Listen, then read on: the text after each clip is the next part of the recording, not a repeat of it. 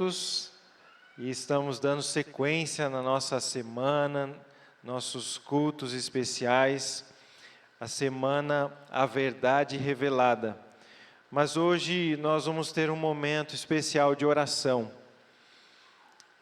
Normalmente em nossas igrejas, na quarta-feira é um dia de oração, um dia e é um culto onde colocamos nossos pedidos, nossas ansiedades, nossas necessidades aos pés do Salvador. Hoje nós vamos fazer um pouco diferente. Deus sabe e conhece o seu pedido, a sua necessidade, a sua dor, a sua luta. E nós vamos ter um momento de oração, onde você vai ter um minutinho para falar com Ele, e depois eu vou orar daqui da frente também.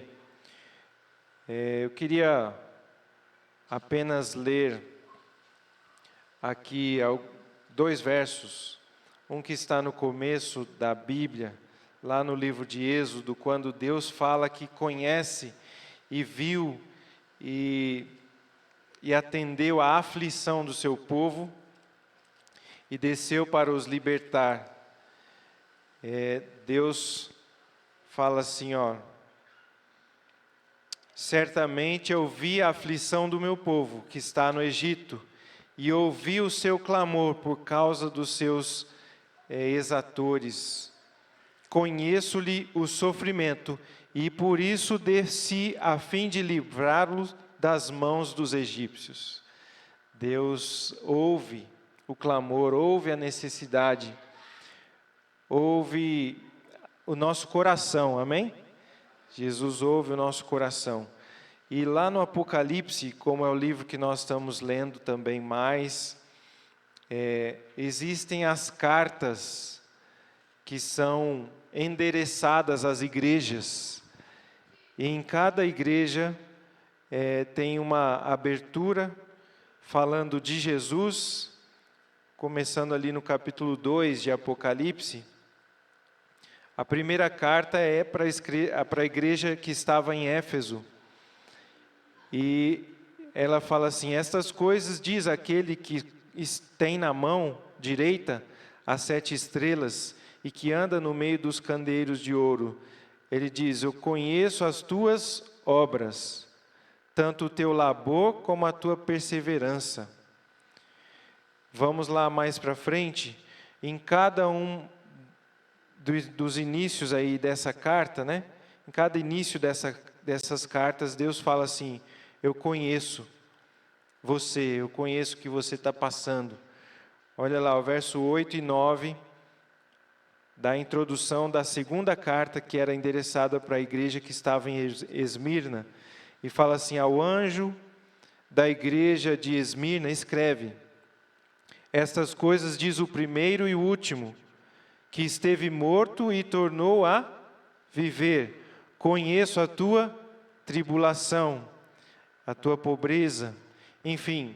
E ele vai falando aqui, conhece o que o povo dele estava passando, qual a necessidade de cada igreja, de cada povo. E você acha que Deus, então, Ele sabe também as necessidades da igreja que está presente aqui hoje? Ele conhece, Ele sabe. Mas nós devemos falar com Ele. Ele sabendo de tudo e vendo você e eu, quem sabe, não orando, não buscando a Ele, não abrindo o coração e falando das nossas necessidades, mas tentando resolver a todo custo com a nossa própria força, com o nosso próprio entendimento, Deus fica esperando uma atitude nossa, de falarmos para Ele, de abrirmos o coração e falarmos o que a gente realmente precisa, o que a gente realmente busca. Então, nesse momento, vamos nos ajoelhar e fazer um momento de oração. Você vai ter um minutinho para orar em silêncio, falar com Deus. Um momento a sós entre você e Deus.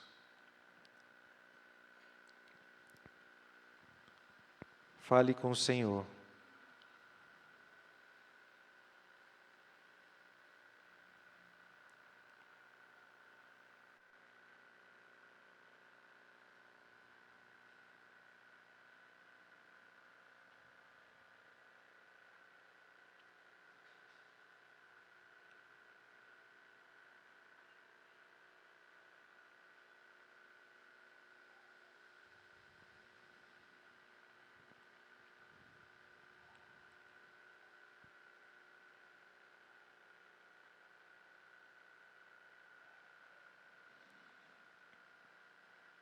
Graças te damos, Pai, porque o Senhor ouve a nossa oração. Graças te damos porque o Senhor conhece tudo que vai na nossa mente, no nosso ser, na nossa vida. Pai, as ansiedades do dia a dia, a sobrecarga de atividades, de responsabilidade, de necessidades que nós muitas vezes não sabemos como vamos suprir, que o Senhor nos ampare, nos tome em teus braços, em tuas mãos e nos dirija nos teus caminhos.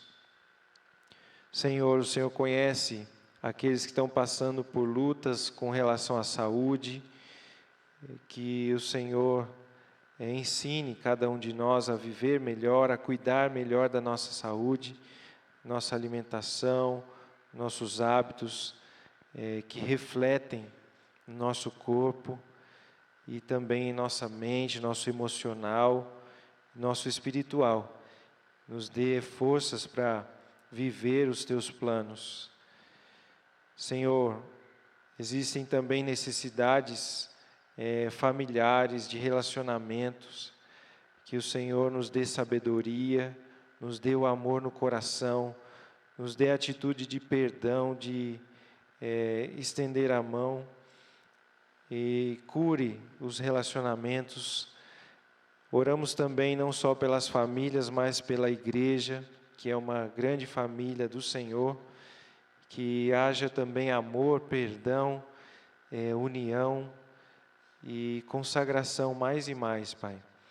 Traga mais perto aqueles filhos que foram feridos, que estão se sentindo abandonados ou injustiçados, ou rejeitados, enfim.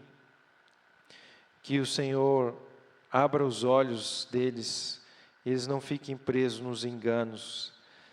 Aqueles que estão frios na fé também, Pai, fortaleça.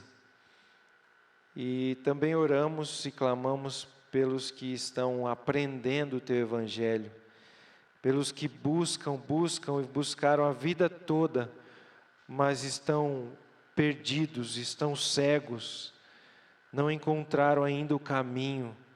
Senhor, mostra a eles, dê a certeza do caminho verdadeiro. Continue falando ao nosso coração nessa semana, através dessas mensagens. Nós te agradecemos e oramos e pedimos em nome de Jesus. Amém.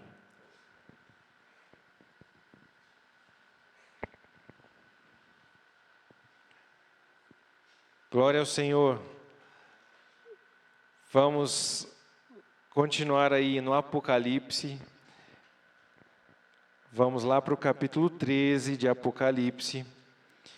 E eu vou só relembrar que ontem nós falamos do quê? Da primeira besta ou do primeiro poder que se ergue do mar.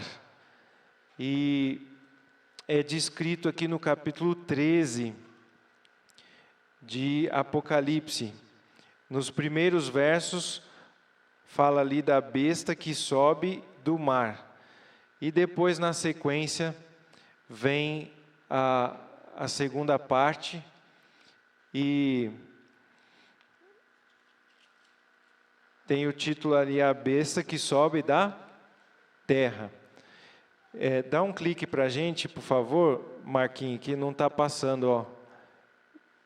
um clique no PowerPoint. Então, é do verso 11 até o verso 18. Isto. Verso 11 até o verso 18. Abriram a Bíblia, vamos acompanhar a leitura, então. Diz ali, ó. Vi ainda outra besta, que significa poder, né? Um outro poder, subir da terra. Possuía 2 chifres, parecendo cordeiro, mas falava como dragão. Exerce toda a autoridade da primeira besta na sua presença. Faz com que toda a terra e os seus habitantes adorem a primeira besta, cuja a ferida mortal foi curada. Também opera grandes sinais, de maneira que até fogo faz descer à terra diante dos homens. Seduz os que habitam sobre a terra por causa dos sinais que lhe foi dado executar diante da besta, dizendo aos que habitam sobre a terra que façam uma imagem à besta, àquela ferida à espada que sobreviveu. E lhe foi dado comunicar fôlego à imagem, poder à imagem da besta, para que não só a imagem falasse, como ainda fizesse morrer todos quantos não adorassem a imagem da besta.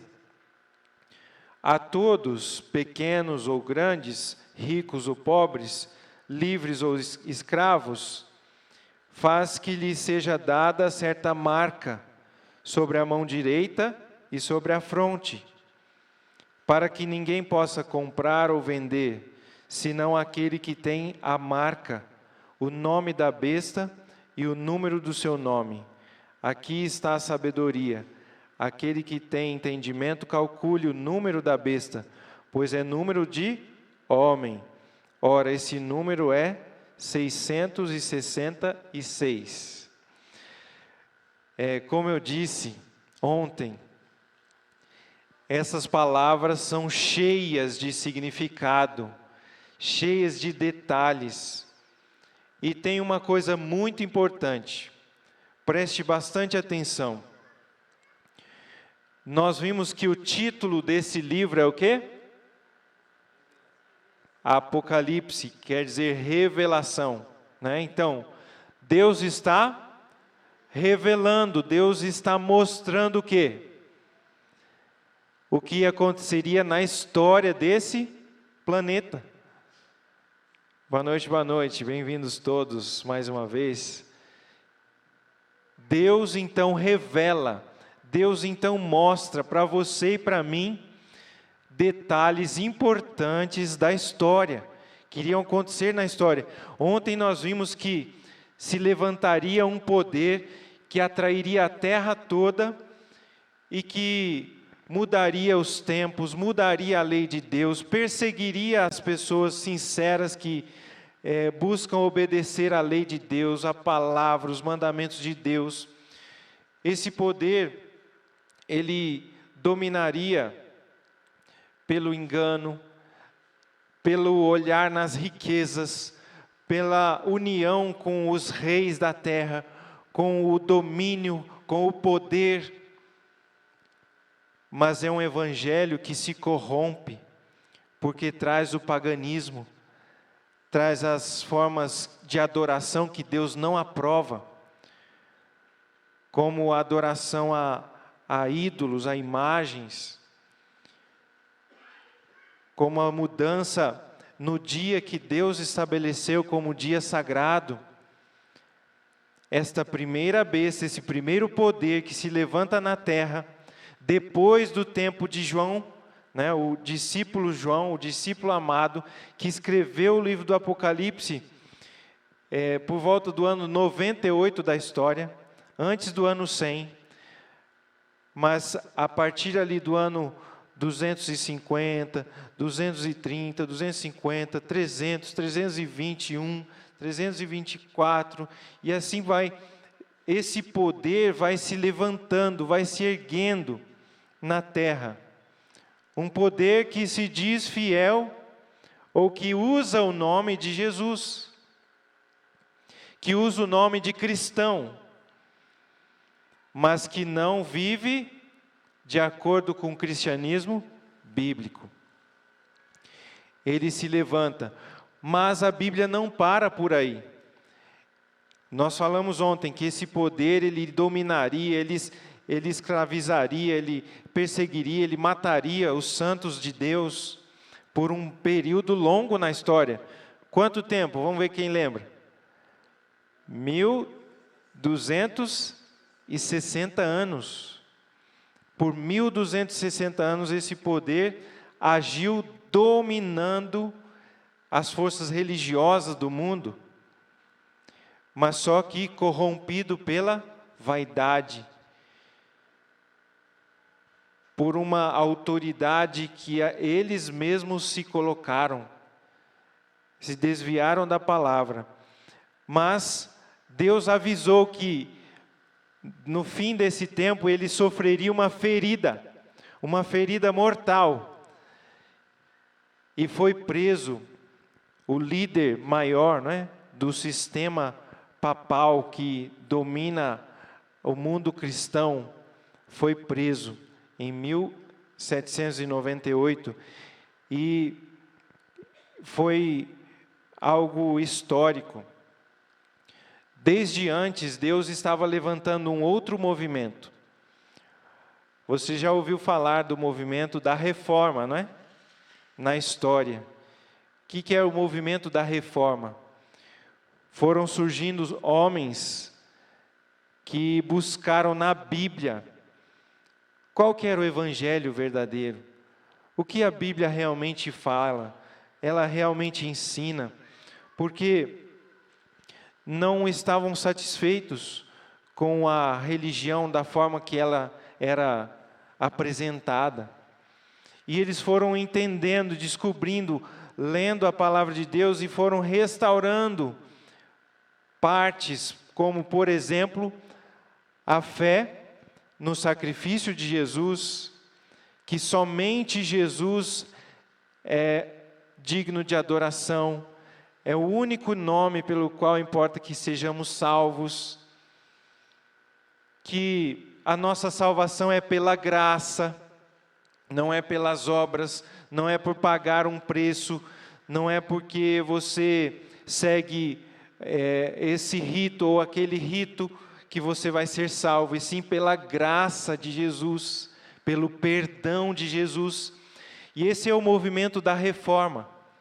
E ele foi acontecendo desde 1500, ali com Lutero, ou um pouco antes também, mas Lutero é o que marca assim, o início do movimento da reforma, e foi passando 1600, 1700, ano de 1800, e continuou essa reforma. Mas então chegou esse momento aqui, em que, lembra que a primeira besta surgiu de onde? Do mar, né? E a segunda besta sobe da terra. Eu falei ontem que a primeira besta subiu do mar, porque subiu do meio do povo, do meio do continente onde era mais habitado, o mundo antigo, o mundo mais habitado, desde os tempos de Jesus, Roma. Surgiu lá em Roma o sistema religioso romano, intitulado também catolicismo, porque foi espalhado pelo mundo todo. Então, agora, depois da reforma, quando a reforma foi acontecendo, muitos dos que moravam na Europa, no mundo mais habitado, queriam uma nova terra, um novo lugar, queriam recomeçar sua vida, queriam se ver livres dos domínios e dos enganos e da confusão, da perseguição, dos erros doutrinários, enfim. E eles buscaram uma nova terra. e culminou ou está ligado a isso o descobrimento das Américas e a migração de muitos do continente europeu para o continente americano. E nessa terra surge então esse poder aqui, que a princípio, como diz aqui, ele tem uma aparência de cordeiro. Por quê? Porque o primeiro intuito era ter um novo mundo, uma nova fé, uma fé viva, uma fé prática, uma fé verdadeira. Mas só que esse poder também não rompeu com as doutrinas todas, que já estavam ali impressas na mente, não é? E depois de um tempo, esse poder também foi se corrompendo com as riquezas, com o domínio dessa terra, deste planeta. Então, Deus está conduzindo todas as coisas e nada fugiu ao seu controle. Deus conhece, Deus já sabia desses movimentos, por isso Ele deixou aqui. Tudo que Deus deixou aqui no Apocalipse se cumpre no desenrolar da história da humanidade. E é para alertar você e eu, para não ficarmos no engano, no caminho errado, amém? Deus quer nos conduzir no caminho da verdade. A humanidade está se dividindo rapidamente em dois grupos: aqueles que seguirão a besta, ou que continuam seguindo a besta, e a imagem, e a sua imagem, e do outro lado os que guardam os mandamentos de Deus, e têm a fé em Jesus. Só existem dois grandes grupos: aqueles que são fiéis aos mandamentos de Deus, e aqueles que se prenderam ou são presos no engano que veio lá de trás, quando eles mudaram a lei de Deus, os mandamentos de Deus. Mas diz aqui, olha, vamos ler juntos? Podemos fazer esse treino aqui? Dá para enxergar?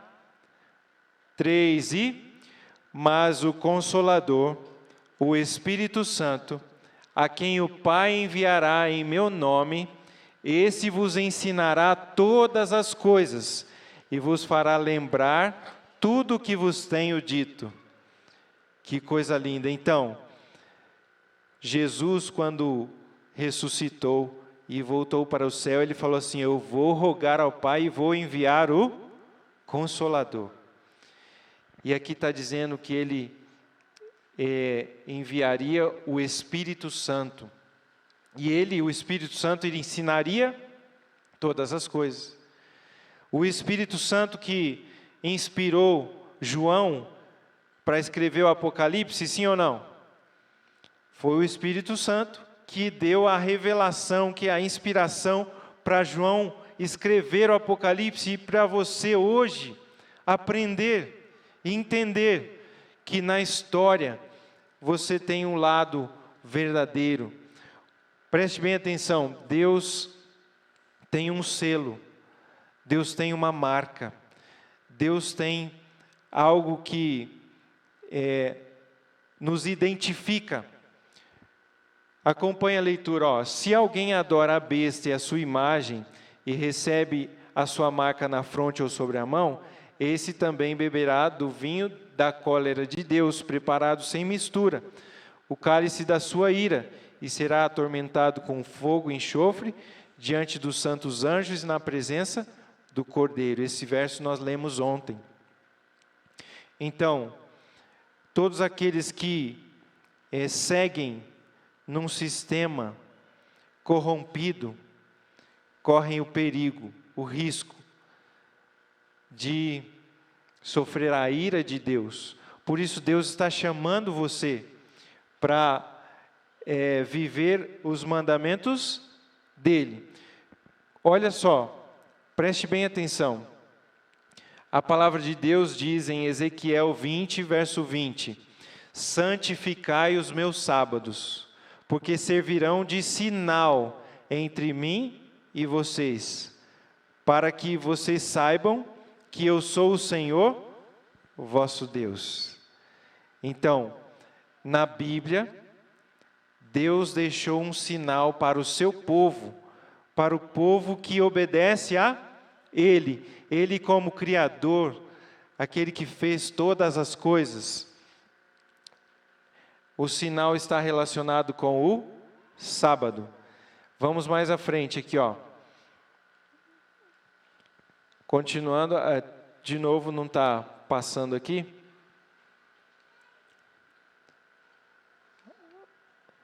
Pode passar o próximo. Então, quando aqui no Apocalipse mesmo, capítulo 14, Deus fala, né, do juízo, fala do acerto de contas, fala que está chegando o momento de Deus trazer a recompensa, ele lembra e fala assim, ó, adorem aquele que fez o céu, a terra, o mar e as fontes das águas. E é o mesmo que aparece lá no mandamento de Deus, na lei de Deus. O sábado foi feito para... Leia ali, ó, o sábado foi feito para... E não para um povo específico em um tempo específico. Deus criou o sábado para um encontro dele com o ser humano, para um dia de celebrar tudo o que ele fez. Lembra? A Bíblia fala assim, porque em 6 dias fez o Senhor o céu, a terra, o mar e tudo que neles há, né? O sábado continuou sendo um dia separado de Deus, continua sendo, sempre foi. Desde quando? Desde a criação. Não tem o verso mas eu quero relembrar com você. Lá em Êxodo capítulo 20, onde está a lei de Deus, a lei como Deus escreveu com seu próprio dedo, diz essas palavras. Êxodo capítulo 20. Deus colocou no mandamento, nos 10 mandamentos, Ele colocou no 4º mandamento, dizendo: lembra-te do dia de sábado para o santificar. 6 dias trabalharás e farás toda a tua obra, mas o 7º dia é o sábado do Senhor, teu Deus. Não farás nenhum trabalho, nem tu, nem teu filho, nem tua serva, nem teu servo, nem o teu animal, nem o forasteiro ou estrangeiro das tuas portas para dentro, porque em 6 dias fez o Senhor o céu, a terra, o mar e tudo que neles há, e ao 7º dia descansou. Por isso o Senhor abençoou o dia de sábado e o santificou. Esse dia é especial. Essa é a lei que Deus criou, que Deus deu para a humanidade. Esse foi o dia que Deus criou, lá na criação, não existia nem pecado ainda. Não existia o povo judeu, não existiam os adventistas do 7º dia. Não existia nenhuma nação, só existia Adão e Eva. E em todo o relato bíblico, o dia sagrado, o dia do Senhor, é o sábado. Mas quando esse poder foi levantado na terra, esse poder que o dragão, ou seja, que o inimigo concedeu os seus enganos, o que esse poder fez? Disse assim, não, Deus mudou, Deus mudou. É usado o nome de Deus, mas na realidade, Deus avisou que um poder viria e mudaria as leis dele. E que ele, na verdade, não mudaria os seus mandamentos. E que esse poder que mudou as leis de Deus, ele persegue o povo de Deus, persegue a lei de Deus. Não as pessoas em si, não os crentes enganados, ou sem enxergar as doutrinas verdadeiras, mas o sistema, a cabeça do sistema. Eles sabem. Mas, então diz ali, então ouvi os números dos que foram selados, que era 144 mil de todas as tribos da terra de Israel. Então, Deus está separando, está colocando a sua marca no seu povo. Mas como nós vimos também, o sistema falso de adoração também tem as suas marcas. A marca sobre a testa e a marca sobre a mão. Bom, poderíamos falar muitas coisas, mas vamos adiante aqui. O selo, ou a marca da besta, como a gente já viu. Olha lá, quando Deus avisa que esse poder surgiria, e nós lemos esse verso ontem, e que Ele mudaria os tempos e a lei. Deus estabeleceu uma forma de contar o tempo. Sabe que a forma que Deus estabeleceu é o dia e a noite. O nascer do sol e o pôr do sol. O movimento da terra é que gera todo esse cronômetro. Deus tem um cronômetro. Deus construiu o relógio do universo. Mas aí veio a ideia humana e, por exemplo, começou a contar o tempo e marcar as horas do dia. E hoje, no horário humano, se a gente for considerar, quando que começa o dia? Então, você vê, quando que começa o dia? No meio da noite. Faz sentido isso? No meio da noite é que começa a contagem de um dia para o outro. Então, na verdade, na contagem de Deus, quando é que termina um dia e começa o outro dia? No pôr do sol, exatamente.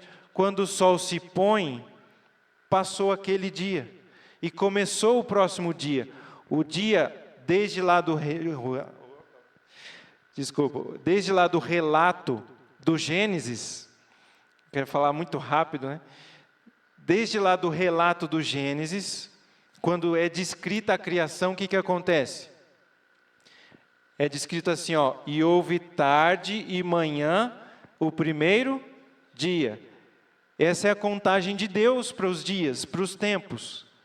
Então, e houve a parte escura, a noite, que Deus deu o nome de noite, e depois aconteceu a parte clara do dia, que Deus deu o nome de dia, e aconteceu o primeiro dia, que é a soma da noite e o dia. O conjunto também tem o nome de dia. E aí quando o sol se põe, começa o próximo dia. Essa é a contagem de Deus.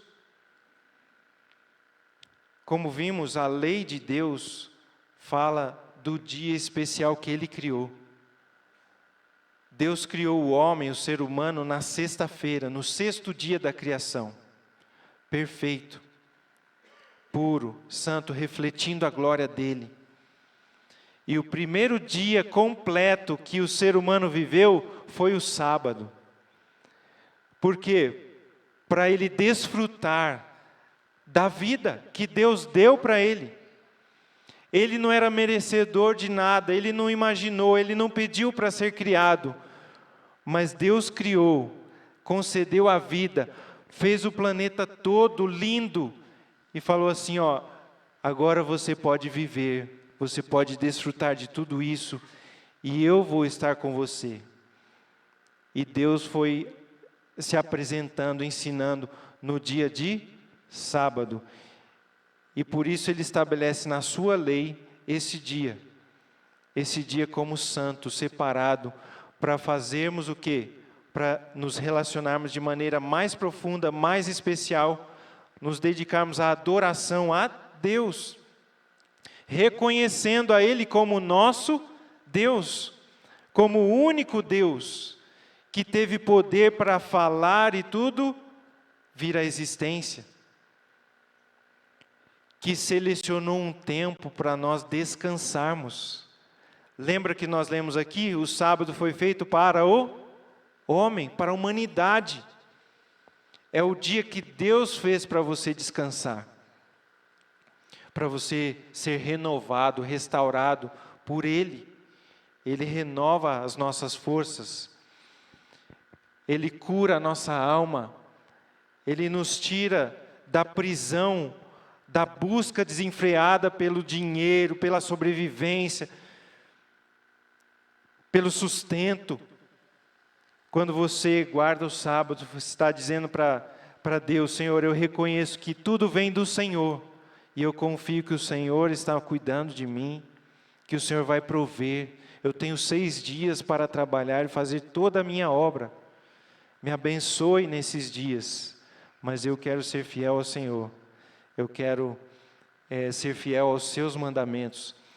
Olha lá, ó, a observância do domingo é uma marca da falsa autoridade de Roma, do falso sistema religioso estabelecido a partir de Roma, e principalmente Roma no seu sistema religioso papal, não é? Vamos adiante. A adoração ou a veneração a imagens também é uma marca do sistema falso de religião, nós já falamos, né? Outra expressão importante do texto de Daniel é a contagem do tempo, né?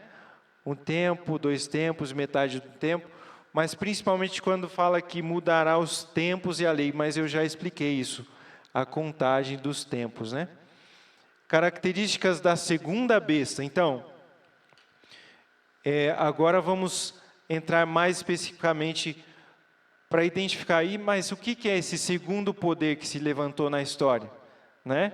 Qual que é o país dominante que surgiu do povo que saiu da Europa e veio para as Américas, e é o país mais potente do mundo, que dá ordem para todos os outros países, que tenta se colocar no lugar de autoridade suprema do mundo? Não precisa falar, só reflita, né? E veja se encaixa com todas essas descrições do Apocalipse. Diz ali, ó: vi outra besta subir da terra, como a gente viu.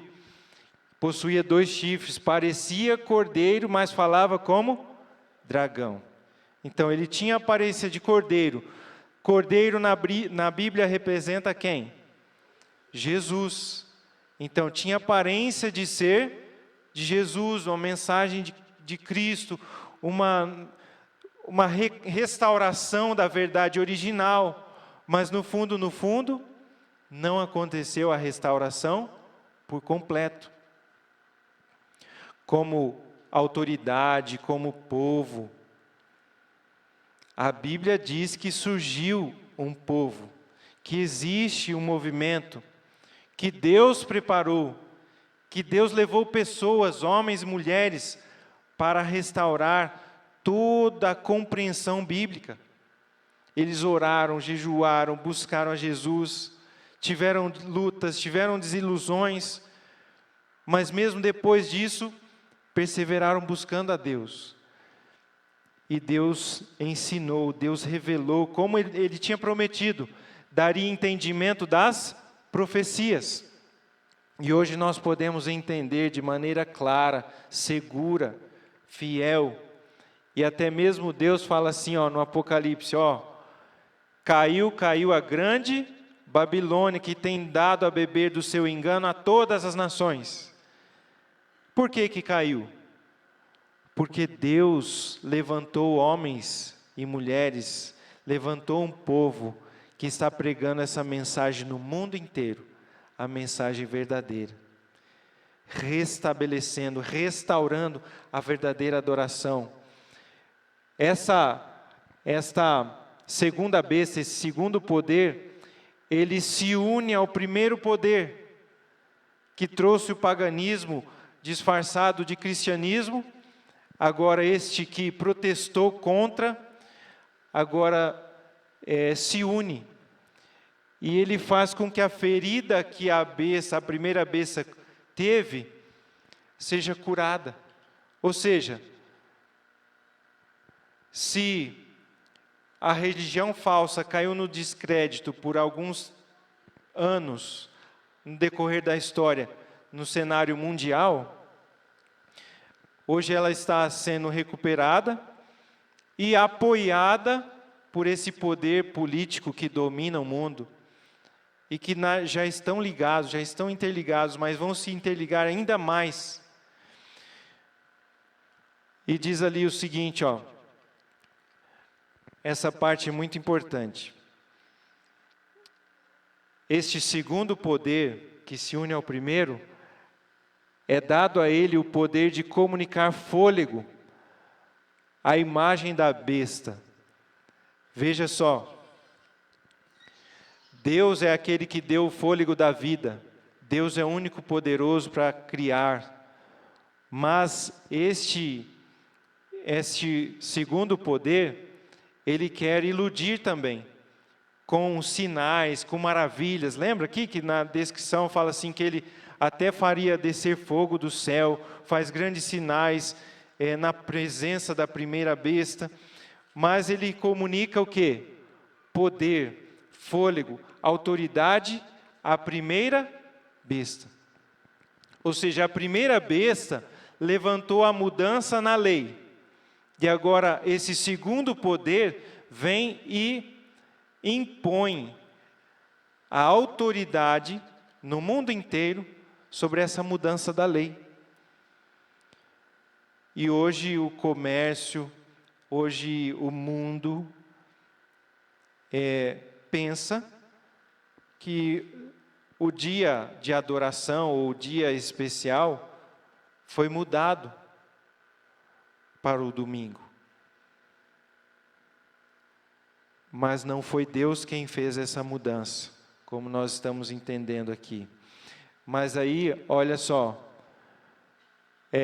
como ainda fizesse morrer quantos não adorassem a imagem da besta. Então vai chegar um momento. Você se lembra que Jesus falou que aqueles que creem nele, aqueles que o buscam, aqueles que entregam a vida a ele, seriam perseguidos e muitos seriam mortos? Isso aconteceu ao longo de toda a história. E infelizmente vai acontecer novamente. Através dessa união, desse decreto, ou desse acordo, né, entre a primeira besta e a segunda. Vamos finalizar? Pode passar, por favor?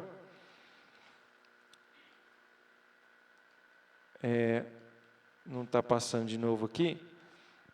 Já estamos caminhando para o final agora. Então, a união da primeira com a segunda besta, como estamos falando. Estou apertando aqui, pode passar? O próximo.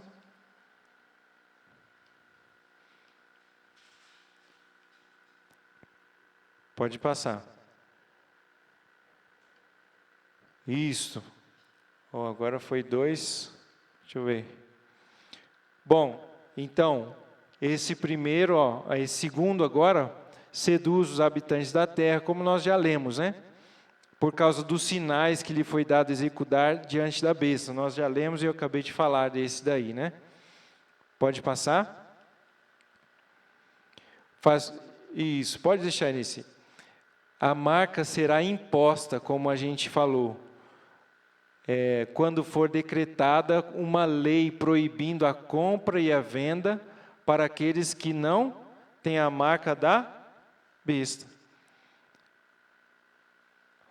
Então, Deus, Ele chama o seu povo, os seus filhos fiéis. Qual a marca que você deseja receber? De que lado você está escolhendo? Você não deve escolher por medo, mas sim por amor. Porque Deus deixou este livro. É a carta de amor para nós. É uma carta que anuncia o que aconteceria. Você acha que Deus se alegra com o que está acontecendo na humanidade. A humanidade dizendo assim: não, nós podemos mudar o que Deus definiu. Nós adoramos no dia que quisermos, nós fazemos o nosso jeito de adorar, o jeito de prestar culto. Cada um adora e serve a Deus do jeito que bem entender. Deus não se agrada. Deus apresenta um chamado, um convite a todos os seres humanos. Qual que é o chamado? Deixa eu ver se tem aqui um verso. Esse nós já lemos. Esse é um chamado, mas nós vamos ler outro. Antes, mais importa obedecer a Deus do que aos homens. É melhor obedecer a Deus ou obedecer aos homens? Obedecer a Deus. Eu quero ler mais um verso. Naquele tempo será salvo o teu povo, todo aquele que for achado inscrito no livro da vida, que nós já vimos, né? E no livro do Cordeiro. Nós somos como esses pássaros, né? Nós nascemos presos na nossa condição de pecadores, mas Deus nos mostra como sermos libertados. Nos mostra a liberdade. Deus nos chama à liberdade, nos chama a uma nova vida. Cristo nos liberta constantemente e completamente. Eu quero convidar você a ler o último verso, que está em Apocalipse capítulo 18. Apocalipse capítulo 18. Cristo nos liberta completamente.